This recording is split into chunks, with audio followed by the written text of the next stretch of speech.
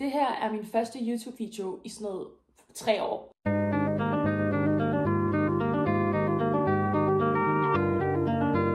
Basically har jeg besluttet, at jeg for 2025 har et mål om, at jeg gerne vil have udgivet rigtig mange flere sange, end jeg fik gjort sådan sidste år. Men jeg vil gerne gøre det til en demokratisk proces. Så sådan, this is going to be et lille univers, hvor I får lov til at se sådan, hvordan jeg laver musik, hvad min proces er, og også får lov til at præge processen i kommentarfeltet eller inde på min TikTok især, og nogle gange også min Instagram. Den her first little introduction episode kommer til at være en gennemgang af sådan, hvor jeg er lige nu, emotionelt, økonomisk, og også bare sådan helt praktisk med mit setup. Basically er det her mit setup. Jeg bor i en etværelseslejlighed.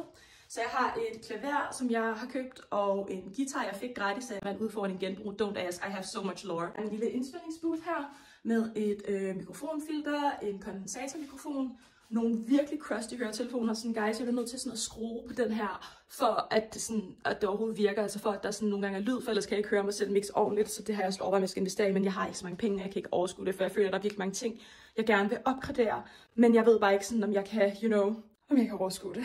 For allerede hjertebanken at snakke om det. Jeg producerer i Logic. Jeg har oftest også et sådan lille notesprogram, hvor jeg bare skriver alle mine sangtekster i. That's basically it. Nu har jeg sådan noget, de 11 sange liggende, som verden ikke har set før. De var der kun lige til min headliner-koncert. Hvis du ikke har fulgt med, så har jeg haft en headliner-koncert i Pumphuset. Det var min første koncert, hvor jeg ligesom spillede i eget navn og solgte billetter. Har ikke vildt mange penge at skulle rykke rundt på i forhold til sådan de opgraderinger med mit studie, jeg gerne vil lave. Jeg så en video af nogen, der var sådan, det er fucking ligegyldigt, hvor mange penge du har, og hvor talentfuld du er. Hvis du ikke gør noget, så kommer du heller ikke til at få lov til at udleve dine drømme.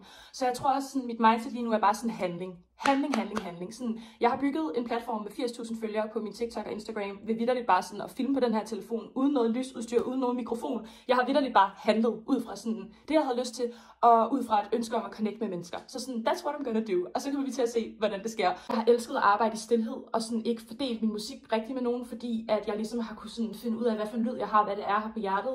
Men jeg tror også, nu er jeg nået til et punkt, hvor sådan, at jeg har opbygget selvtillid nok og tro nok på mig selv til sådan, jeg kan godt dele det her med verden, og jeg vil gerne have, at folk forstår mig og ser mig og bliver en del af den her proces. Så that's what's gonna go down. Det kommer til at være mere sådan en interaktiv proces på TikTok, hvor at folk kommer til at kunne sådan kommentere og komme med forslag til sådan, hvilke sange jeg skal lave. Og her på YouTube kommer jeg til meget at få sådan en dybdegående indsigt og indblik i sådan my life, mine tanker, alt det, jeg går og laver. Og jeg har sådan et koncept, der hedder sådan musik på 7 minutter, som jeg tror, jeg kommer til at være sådan en lille sådan serie, jeg laver, som ligesom bliver mig, der laver breakdowns af de sange, jeg har været med til at skrive og producere på 7 minutter. Jeg har lidt nogle udfordringer i forhold til sådan, jeg kan jo ikke rigtig breakdown sange, jeg ikke selv har produceret, så noget af det kommer til at blive lidt limited. Noget af det afhænger også af en af mine faste samarbejder, der hedder Bir Kennedy i Korea lige nu. Skud ud. Men sådan, I will keep you guys updated, og det kommer til at være en sårbar, men også virkelig fun proces, som jeg håber, jeg har lyst til at tage del i.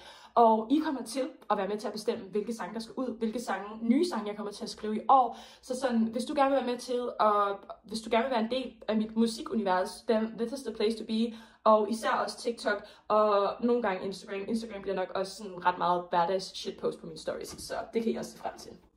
Jeg ved ikke helt, hvordan man afslutter en YouTube, eller hvad konceptet er. Jeg ved ikke, om jeg skal sådan skabe en... det kunne være sygt, hvis jeg lavede sådan en temasang. Måske gør jeg bare det til introen. Og så laver jeg sådan den der...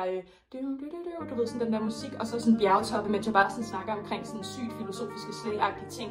Og så bliver det sådan vores outro, sådan, så I bare kan sådan kigge og drømme lidt væk ud i sådan en ting, mens jeg siger ting, sådan der måske giver kind of mening, men ikke sådan rigtig giver mening. Indtil jeg på et eller andet tidspunkt er sådan, okay, måske vi skal stoppe den her video, fordi sådan, der er ikke rigtig noget mening i det, som kvinden hun siger længere. You know?